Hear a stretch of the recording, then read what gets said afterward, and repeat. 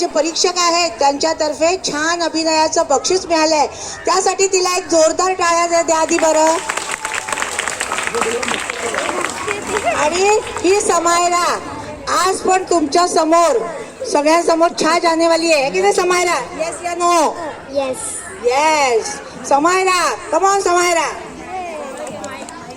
उजाडली आज प्रजासत्ताक दिनाची मंगलमय प्रभात. उजाडली आज प्रजासत्ताक दिनाची मंगलमय प्रभात. देशभक्ती देशप्रेम संचारले आज चराचरात. देशभक्ती देशप्रेम संचारले आज चराचरात.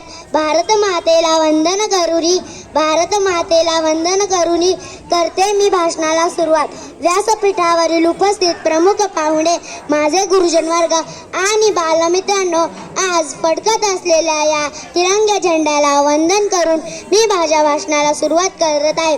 मित्रांनो, आपल्याला प्रजासत्ताक दिनाच्या खूप खूप शुभेच्छा.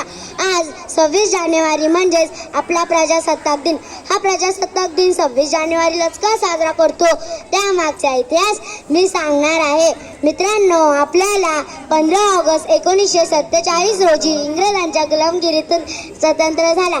परंतु एक स्वतंत्र राष्ट्र म्हणून देश चालवण्यासाठी आपल्याकडे आपली स्वतःची राज्यघटना नव्हती. अशा वेळी डॉक्टर बाबासाहेब आंबेडकर यांच्या नेतृत्वाखाली घटना समिती स्थापन करण्यात आली.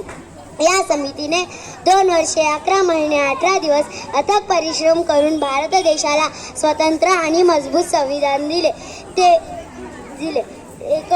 1950 रोजी हे संविधान आपल्या देशात लागू करण्यात आले. तेव्हा आपला देश सार्वभौम लोकशाही प्रजासत्ताक देश बनला. ही घटना जगातील सर्वात मोठी लिखित राज्यघटना आहे. या घटनेने आपल्याला आपले मूलभूत हक्क आणि अधिकार दिले आहे. आपला देश स्वातंत्र्य करण्यासाठी अनेक शूरवीरांनी आपले आयुष्य वाहून घेतले. काही वीरांनी जसे की भगतसिंग, सुखदेव, राजगुरू, चंद्रशेखर आझाद यांनी आपल्या प्राणांचे बलिदान दिले. आजही आपले जवान देशाच्या सीमेवर